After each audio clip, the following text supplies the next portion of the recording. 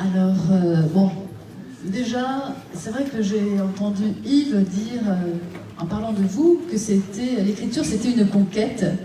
Je crois que ça reprend ce que vous disiez par rapport à l'apprentissage qui nécessite cet accompagnement, c'est-à-dire que apprendre, écrire, c'est se jeter dans un monde inconnu.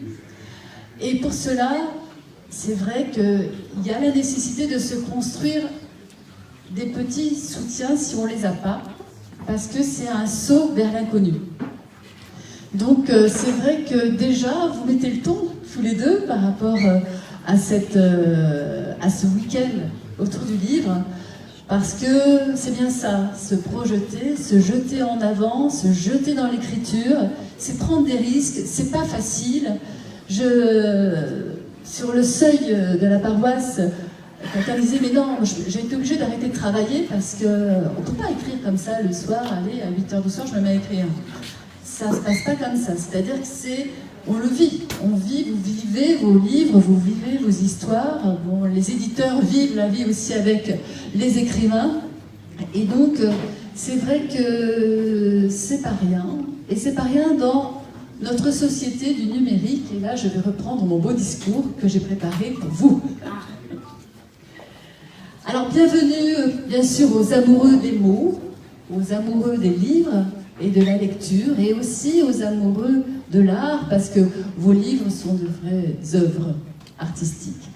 Alors que les formats numériques font débat, le 45e éditeur réuni pour Lire Avance et Claude Joyard démontre combien nous restons tous attachés à l'objet d'art et de culture qu'est le livre. Le livre se transmet, le livre se prête, le livre s'emprunte ou s'offre. Au-delà de l'objet, le livre ouvre une voie royale à l'expression, à la liberté de parole, à la diffusion de la pensée et de la culture. Lire, c'est vivre, lire, c'est penser, lire, c'est respirer. Nous avons donc choisi, Avance, de faire de ces journées européennes du patrimoine la grande fête du livre. Et l'histoire du livre en Europe, là on pourrait revenir même à l'imprimerie, c'est-à-dire que c'est une grande histoire de la pensée qui circule. Le plus grand livre et le premier livre qui a été imprimé, c'est quand même la Bible, et c'était par Gutenberg.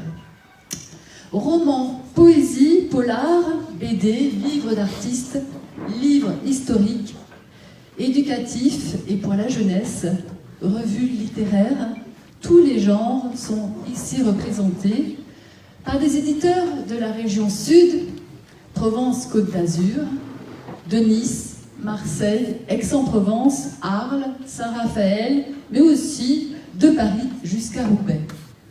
Cet événement littéraire, conçu par l'association vansoise Lire Avance, reçoit l'entier soutien de la ville et de sa régie culturelle, de Podio et de Culture et Cinéma. Vous voyez, ici c'est l'entraide. La médiathèque et le centre culturel s'y associent pleinement en proposant au Grand Jardin, si vous avez le temps, allez-y, des trocs de livres, des trocs, je ne vais pas marquer des trocs de culture, des trocs de livres, des ventes de livres, des partitions CD à 50 centimes, des ateliers créatifs gratuits pour adultes et enfants, une chasse au trésor, des créations artistiques et des sculptures de livres conçues par des artistes vansois. Sans livre, il n'y a ni mémoire, ni transmission. Bon, en Australie, quand même, la transmission peut être orale, mais elle est souvent associée à des dessins. Et sans éditeur, il n'y a pas d'auteur. Sans l'immense travail des maisons d'édition, tout un pan de notre culture et de notre patrimoine disparaîtrait. Faire des livres dans ce monde impitoyable est un combat qui impose discernement, dévouement, ténacité, investissement, passion.